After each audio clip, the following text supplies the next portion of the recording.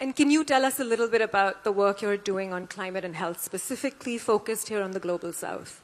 Well, we are very focused on climate, health, and women. And that combination is important because women are on the front lines of climate change. Most climate refugees are women.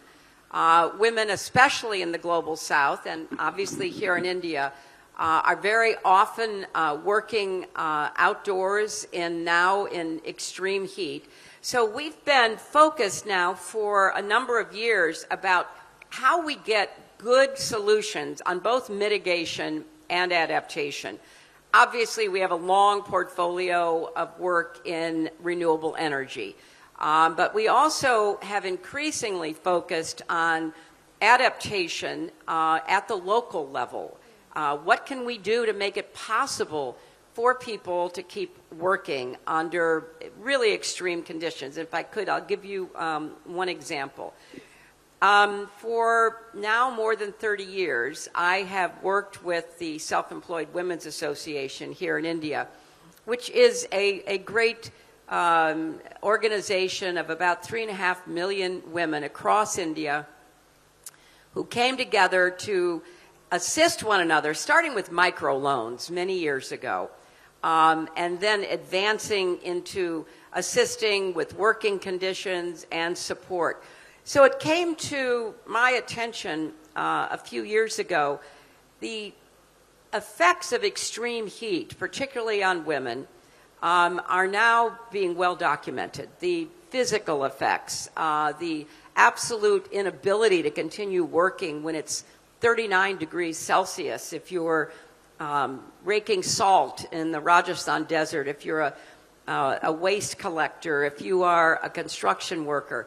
So I wanted to see that for myself, and I went to the desert in Gujarat, in the Rajasthan desert, to meet with the salt rakers. And these women are generational salt rakers, and India is a big producer of salt. So this is an economic issue. It's not just a health issue. And what they told me, and I could see it for myself, is that they used to be able, after the monsoons finished, to work from October to April. They would work all day from sunup to sundown, but by noon, by 1 o'clock, the temperatures are so extreme, they have to now start in the dead of night. And they made some changes themselves. They moved from diesel-powered pumps to solar-powered pumps. So they were working very hard to deal with this new challenge of heat. So we began, through CGI, trying to think of ways we could work to mitigate the effects of extreme heat.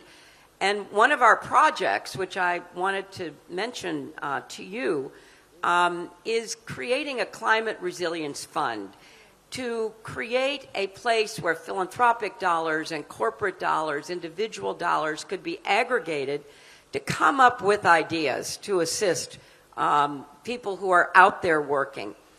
And one of our first products is an insurance product. We worked through the Clinton Global Initiative with Humanity Insured, which is a not-for-profit created by large insurance companies, the Howden Company in the UK and others have contributed, to see, is there an insurance product that could be made available to working women and men, but we're focusing with our partner SEWA on women, because when it's too hot to work, they lose their income. If they cannot show up on that construction site, or if they can only work a half a day, and then they don't have the money to feed their children and to provide other necessities. So starting about 2-3 years ago, through the Clinton Global Initiative, we began working with Humanity Insured. And as I speak right now, we've got this product up and going. India is the example. It's the model. So SEWA contracted with Humanity Insured.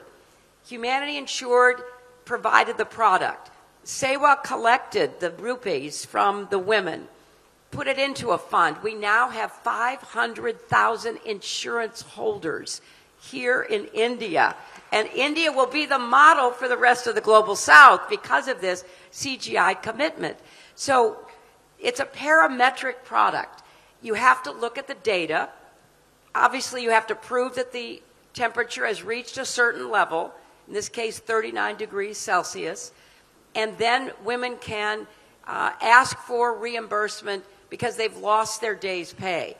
That is just one example of what we think is possible and why the Clinton Global Initiative wants to partner with ICC, partner with all of you.